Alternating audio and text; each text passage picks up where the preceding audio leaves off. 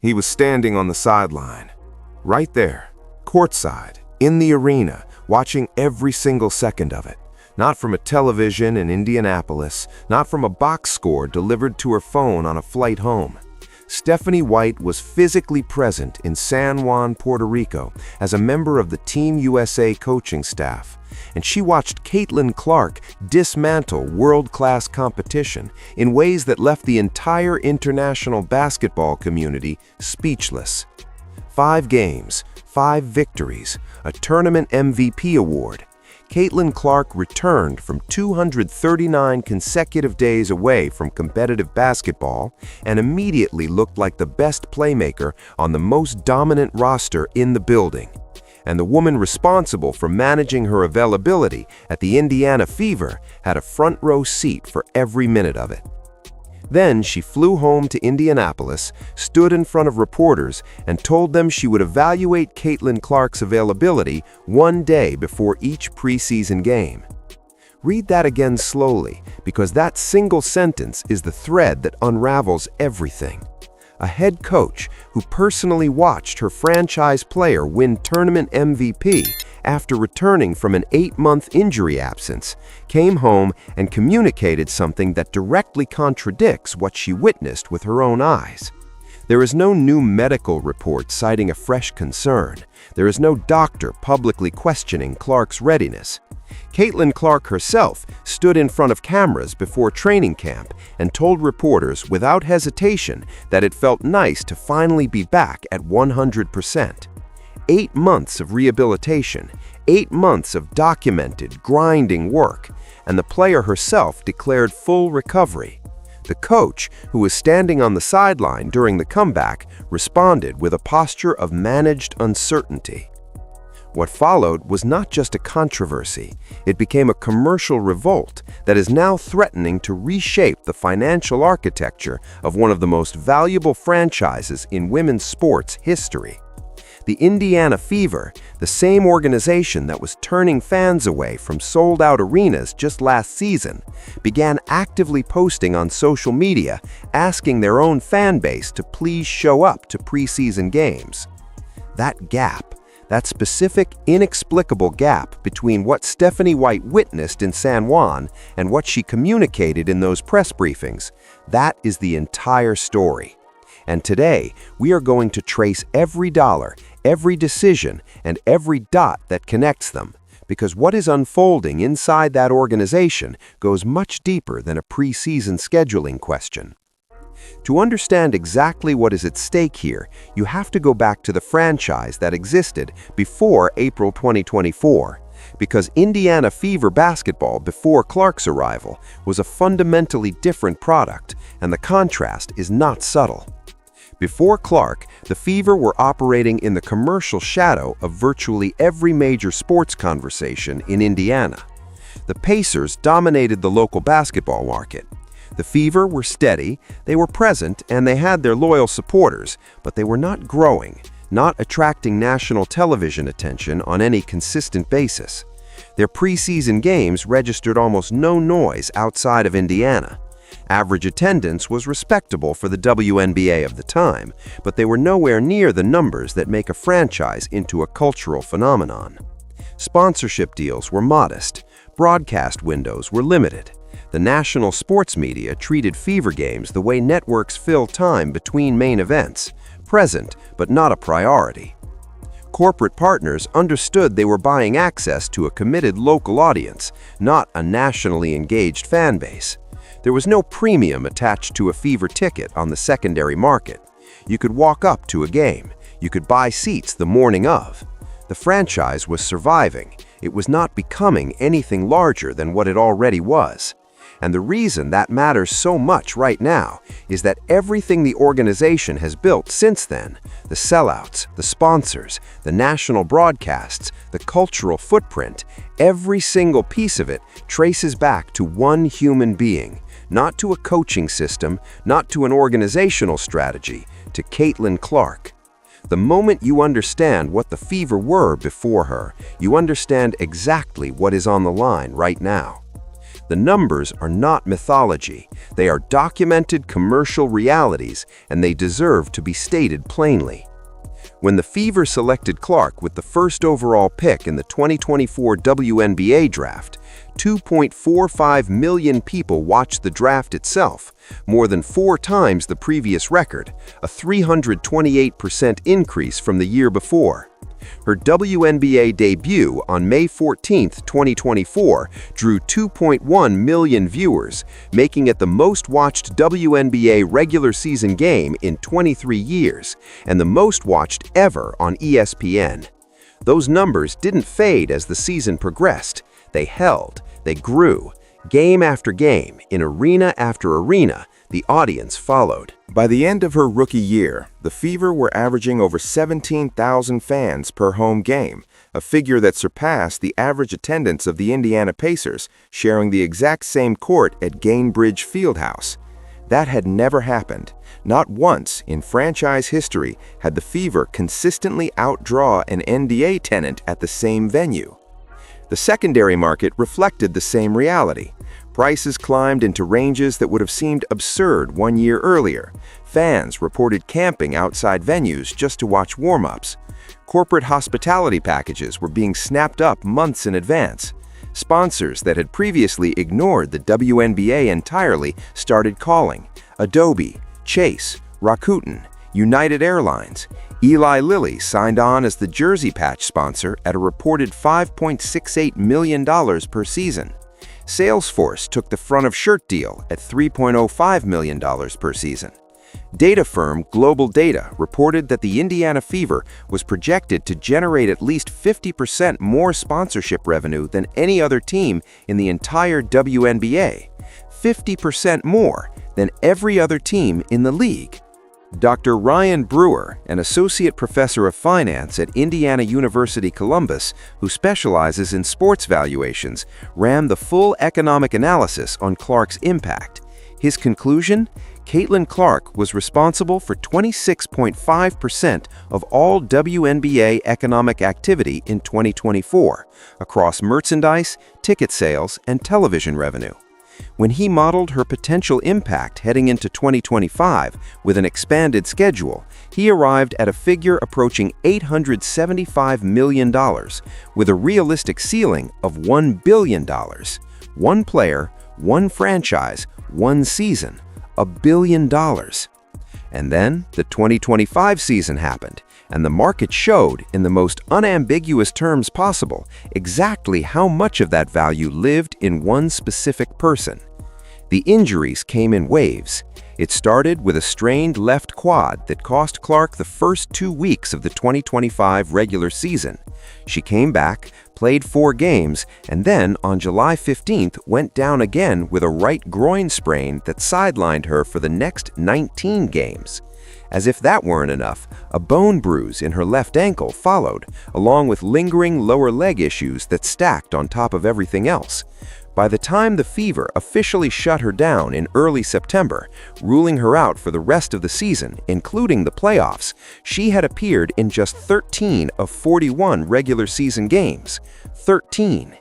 In those 13 games, she still averaged 16.5 points, 8.8 assists, 5.0 rebounds, and 1.6 steals per contest, numbers that would lead virtually every team in the league, numbers produced while playing hard. But the games she missed told a different story, not about her talent, but about the commercial engine that had been built around her presence. Ticket resale prices for Fever games without Clark dropped noticeably. TV ratings for those same games measured a meaningful audience difference from when she played. The same arenas, the same city, the same roster, measurably different audience numbers. Games that had been commanding premium secondary market prices became accessible, not because demand softened slightly, but because it fell. The national conversation that had placed the Indiana Fever inside every major sports debate drifted elsewhere, and the franchise found itself occupying the exact commercial position it had held before Clark ever arrived, relevant to its local market, largely invisible to the broader sports audience. What made that season even more instructive was what the Fever did in Clark's absence. Rather than simply being transparent with fans and managing expectations while awaiting her return, the organization reportedly pivoted. New players were promoted in marketing materials, the messaging adjusted to emphasize roster depth. It was a calculated effort to communicate that the franchise was bigger than any single contributor. Fever fans noticed. They saw exactly what was happening, and while they did not abandon the team entirely, Indiana still made the semifinals for the first time since 2015, pushing the Las Vegas Aces to 5 games in a run that showed genuine organizational depth. That experience planted something important inside the fan base, a seed of doubt about whether the organization's stated priorities actually aligned with their own, whether the people running the franchise viewed Caitlin Clark's dominance as the asset it plainly was, or a dependency risk to be quietly managed. That seed did not die when the 2025 season ended. It grew, and by the time the 2026 preseason arrived, it had grown into something the front office was completely unprepared for. The 2026 FIBA Women's World Cup qualifying tournament in San Juan, Puerto Rico was supposed to be a validation moment for American women's basketball on the international stage. Team USA entered as heavy favorites, and they performed accordingly. 5 games, 5 victories, winning by an average of 42 points per contest. That is not a competitive field being overcome. That is a dominant program operating on a categorically different level from every other nation in the field. But the story of that tournament, from the first tip-off to the final buzzer, was one person. When Caitlin Clark stepped onto the court for Team USA's opener against Senegal, it was not only her senior national team debut, it was her first competitive game in 239 days. 239 days away from organized basketball, following a season that had been shredded by 3 separate injuries. The questions about rust, about timing, about whether she could recapture the kind of playmaking that had made her the most talked about player in women's basketball, all of it was present in that arena when she checked in. She answered every single one of them inside the first 19 minutes. Against Senegal, Clark posted 17 points and 12 assists in under 20 minutes of play. 12 assists in less than half a game. For context, that output across a full 40-minute contest would represent elite production for most professional players in any league on the planet. She produced it in the time it takes to watch half a quarter in the NBA. That performance ranked as the second most assists ever recorded in a FIBA Women's World Cup qualifying game, a record that had stood for years before she walked onto that court for the first time in international senior competition. She wasn't done. Across the full 5-game tournament, Clark averaged 11.6 points per game on 52.9% shooting from the field and a clean 40% beyond the arc. Not wild, adrenaline-fueled shooting, controlled, high-percentage work from a player supposedly shaking off 8 months of rust. But the number that tells the most complete story was her assist average, 6.4 per game, which led not just Team USA, but the entire tournament, every player, every team, every nation in the field. She directed the offensive operation of the most dominant team in the competition more effectively than any playmaker from any country. Her average efficiency rating across the tournament was 14.6, the highest on the entire USA roster. And when the final game against Spain was complete and the hardware was being handed out, the result was a Tissot MVP award, Most Valuable Player, on the most dominant team in her first senior international tournament, coming back from an 8-month absence. Now here's the detail that should make every Fever fan stop and sit with what that means.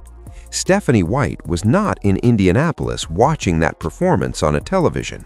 She was not catching highlights on her phone. She was on the Team USA coaching staff. She was physically on that sideline for all 5 games. She watched Caitlin Clark step onto the court for the first time in 239 days and immediately post the second most assists in the history of that competition's qualifying round. She watched the efficiency numbers build in real time. She watched the MVP performance unfold game by game with her own eyes from 5 feet away. And then she flew home and told reporters she would evaluate Clark's availability 24 hours before each preseason game. There is no universe in which that statement is a product of genuine uncertainty about this player's physical readiness. What was communicated in those press briefings was a decision. It was dressed up as caution. The preseason availability language was not the only thing fans were processing, because right around the same time, a decision came down from the 2026 WNBA draft that added another layer to an already uncomfortable pattern. With the 10th overall pick in the first round, Stephanie White selected Raven Johnson, a guard out of South Carolina. On the surface, adding depth at any position is standard roster construction. Every competitive team builds options. No reasonable person would argue the Fever shouldn't add talent. But then reporters asked White a direct question: how does this added guard depth specifically help the team? Her answer was detailed. She talked about giving Kelsey Mitchell some rest. She discussed managing the guard rotation across a longer season. She outlined the flexibility that having deeper options at the position provides. It was a thorough response, covering multiple angles of how roster depth benefits the franchise. Thoughtful, specific, organized. Caitlin Clark's name was not mentioned once. Your 10th overall pick at the exact position your franchise player occupies, explained publicly in a detailed media session without a single sentence connecting it to your most important player. Fans didn't need a press briefing to run that analysis. Social media didn't wait. Comments flooded every platform covering the pick. People started connecting the thread. The vague preseason availability language, the draft pick framing that erased Clark from the conversation entirely, the pivot to other players during the 2025 injury absence. There was also the matter of history between these two players. Raven Johnson is the same guard who had a well-documented on-court moment against Clark in their March Madness matchup, a moment that lived on in highlight reels and fan discourse for 3 years. Whether that history is meaningful to the current situation is speculative, but in a context where every organizational decision involving Clark is being analyzed with a microscope, the fan base wasn't going to overlook it. Rumors have circulated online, and it should be framed clearly as speculation, that there may be a philosophical divide within the organization about how dependent the Fever's identity should be on one player. The theory gaining traction in fan communities is that White's approach reflects a deliberate effort to reduce Clark's indispensability, to construct a roster and a public narrative where Clark is presented as one valuable contributor among several, rather than the undeniable commercial and competitive engine of the entire franchise. These are unverified claims, but they are being drawn from documented public behavior across multiple instances, and that pattern is what is driving the organized response from the fan base. The Indiana Fever went on to social media to promote preseason ticket availability and encourage fans to attend games. The response was not what a marketing team hopes to generate.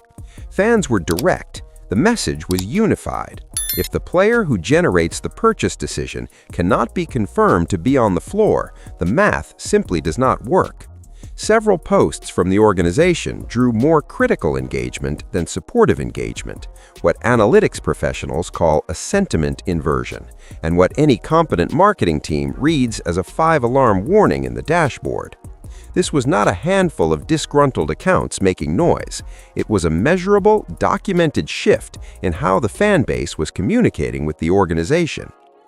What makes that dynamic particularly significant is who the Fever fan base actually is. These are not passive consumers who absorb messaging and move on. During Clark's rookie season, this community built genuine, organized infrastructure around following the team. Local meetups, national online spaces, dedicated media coverage, fan communities with real membership and ongoing conversation. They showed up early, they showed up loud, and they showed up informed. And now they are using those same organizational skills to coordinate a response. The boycott that has emerged is not random outrage that will evaporate in 48 hours. It is a structured decision from a fan base that understands its own leverage. They know what they represent to the commercial ecosystem of this franchise. They know the Fever cannot sell out arenas, maintain sponsor relationships, or generate the national broadcast engagement that the league just sold to its media partners without the specific audience that Clark attracts, and they are using that knowledge. The preseason ticket numbers are not a minor softening in demand. The drop was sharp enough that the front office moved from passive monitoring to active social media appeals, which in the internal language of any professional sports organization is not a planned engagement campaign. That is damage control. That is an organization in genuine distress using the only available tool it has left to close the gap created by its own credibility problem. This story is not contained inside Gainbridge Fieldhouse. The financial stakes extend far beyond preseason attendance windows, and understanding where those stakes lead requires understanding what the WNBA just committed to with its new media rights structure. The league's new 11-year media rights agreement, entering its first year in 2026, is worth a reported $2.2 billion overall, representing an exponential increase in broadcast investment compared to previous cycles. That deal was made in the abstract. Networks do not pay a premium for women's basketball as a general category. They pay for specific, demonstrable, commercially valuable audiences. And the audience that drove that negotiation, the audience that made those numbers real to the people signing the checks at ABC, ESPN, NBC, and CBS, was the audience that Caitlin Clark has proven she can generate. Younger, more digitally engaged, more commercially active than traditional sports demographics. That is what was sold in those negotiations. That is what broadcast partners are paying to access. And an organization that is perceived to be managing its most important players' availability in a way that creates uncertainty, right at the moment the biggest media deal in the league's history is going live, is not just creating a problem for itself. It is creating a problem for the league's ability to deliver on the promise that justified that $2.2 billion investment. Commissioner Engelbert's office has every reason to be watching those preseason attendance figures extremely closely, because the commercial proposition the league just sold to its broadcast partners is built on a foundation that requires Caitlin Clark to be available, visible, and undeniably central to the product. Day-by-day availability language from her head coach directly undermines that proposition. Consider what is happening in corporate sales right now. Businesses evaluating whether to invest in season ticket packages and premium hospitality for 2026 are making those decisions against a backdrop of declining preseason engagement and an organizational spokesperson who cannot give a confident answer about the availability of the player whose name appears in the pitch deck. Those conversations are happening now.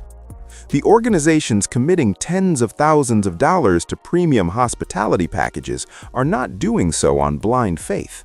They are watching the same preseason situation every regular fan is watching, and they are drawing the same conclusions. Broadcast partners face a parallel calculation. TV ratings for WNBA games are tracked at a granular level, and Clark's presence or absence has historically corresponded with measurable audience differences. If the regular season brings a repeat of day-by-day uncertainty, networks recalibrate their promotional investment. You do not commit front-of-broadcast marketing resources to a product whose availability cannot be confirmed before game day. You do not build promos around a player your scheduling partner cannot guarantee will be on the floor. That calculus is being run right now in offices where people are deciding how heavily to promote the 2026 season to their audiences. The preseason is temporary. The stakes escalate dramatically the moment regular season games are on the calendar, and the consequences of the current dynamic, if it carries forward, are structural in a way that cannot be quietly managed. Here is what professional sports franchises depend on to generate revenue at scale: advanced ticket sales, season ticket renewals, corporate hospitality commitments, multi-game packages. All of those financial instruments require buyers to make decisions weeks or months before any specific game. They require commitment in the absence of certainty, and that commitment is built entirely on trust. Trust that the product being purchased will be delivered. The Indiana Fever's entire premium revenue structure is built on buyers trusting that Caitlin Clark will be on the floor, not hoping, not assuming based on optimistic projections, trusting based on a clear and consistent organizational message that the player they came to see will be there. Day-by-day availability language destroys that trust at the foundation. It tells the market that the product cannot be guaranteed, and markets do not pay premiums for products that cannot be guaranteed. What the preseason boycott has done is establish a conditional dynamic where a meaningful portion of the fan base now withholds its commitment until 24-hour confirmation arrives. That is not a protest posture that disappears when the regular season tips off. It is a behavioral pattern that embeds itself once it forms, and if it carries into October, into the playoff chase, into the stretch run where the biggest games command the highest prices and the most national attention, it becomes a structural drain on every revenue stream the franchise operates. The Fever's season opener on May 9th against the Dallas Wings, a game that was being described before training camp as a potential blockbuster featuring the last 4 #1 overall draft picks on a single court, should be a sellout before the tickets hit public sale. It should be the kind of game where the Fever can barely keep up with demand. Instead, the organization is managing preseason attendance by actively appealing to its own fan base through social media posts. That is the distance between where this franchise was and where it is right now, measured in 3 months of organizational miscommunication. Strip everything else away: the boycott, the ticket numbers, the draft pick, the social media sentiment, and the deepest question at the center of this situation is one that has never been asked plainly inside a Fever press briefing.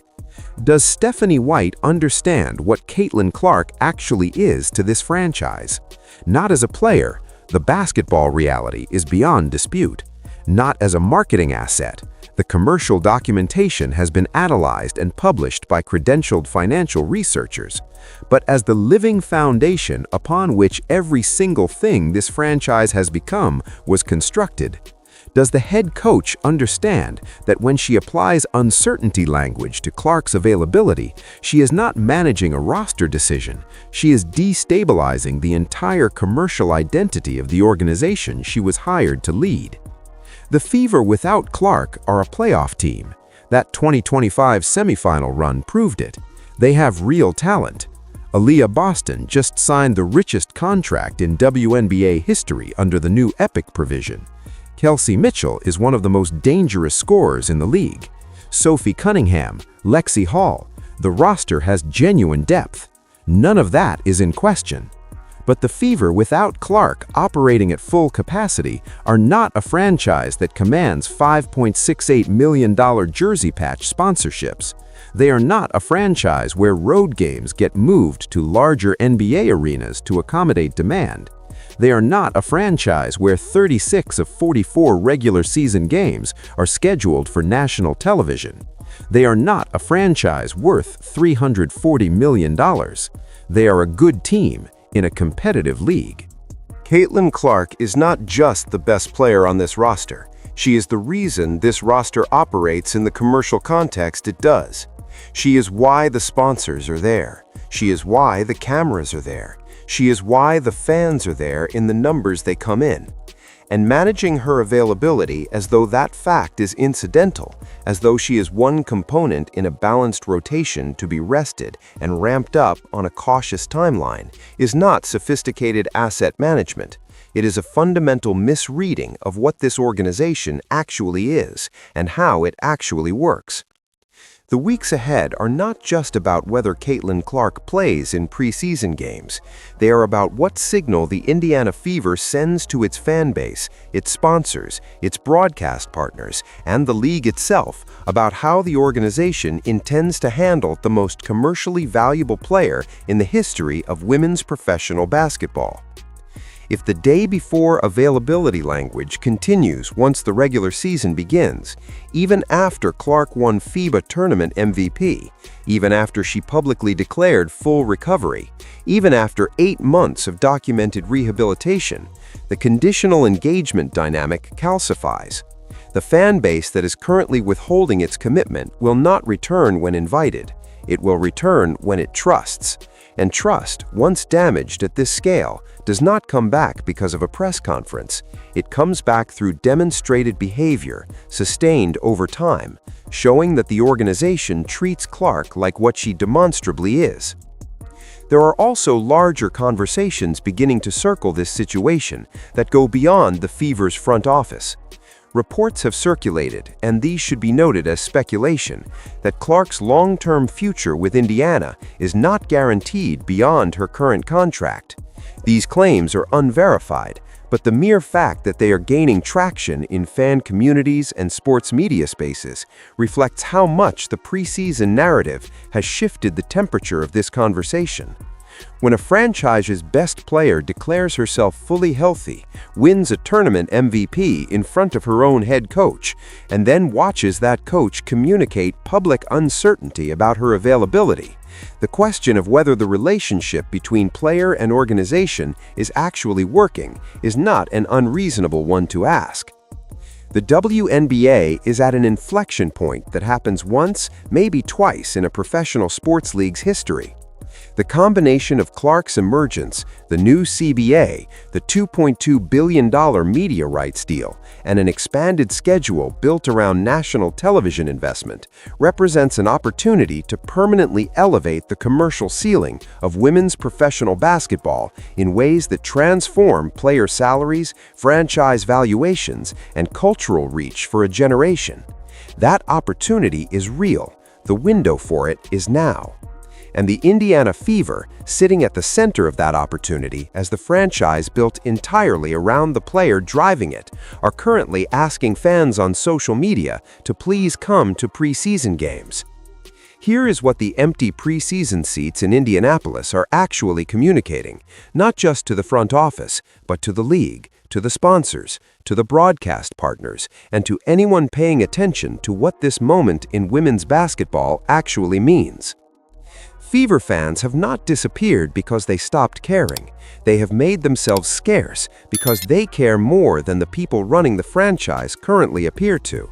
They understand the commercial architecture of what they helped build. They understand their own leverage, and they are using it with the same organized precision that made them one of the most engaged fan communities in professional sports in the first place. A player returned from 8 months away. She posted the second most assists in qualifying tournament history on her first night back. She led the entire international field in assists. She won tournament MVP in front of her own head coach. She publicly declared full recovery. She showed up to training camp ready. And the coach who was on that sideline in San Juan came home and chose language that systematically contradicts everything she saw. That gap between what Stephanie White witnessed in Puerto Rico and what she communicated to the Indianapolis media is not a minor coaching philosophy disagreement. It is the source of a credibility problem that has translated directly and measurably into empty seats, negative social media sentiment, and a franchise that is now on the wrong side of the story it built. Fever fans will come back, not when they are told to, not when they are encouraged through social media posts. They will come back when the organization treats Caitlin Clark the way her performance has proven, repeatedly and undeniably, that she deserves to be treated, as the engine of everything this franchise has built and the foundation of everything it still wants to become. The seats are not empty because the fans left. The seats are empty because the franchise has not yet shown them a reason to come back. And every day that calculation remains unchanged. The cost of eventually closing that gap gets a little higher.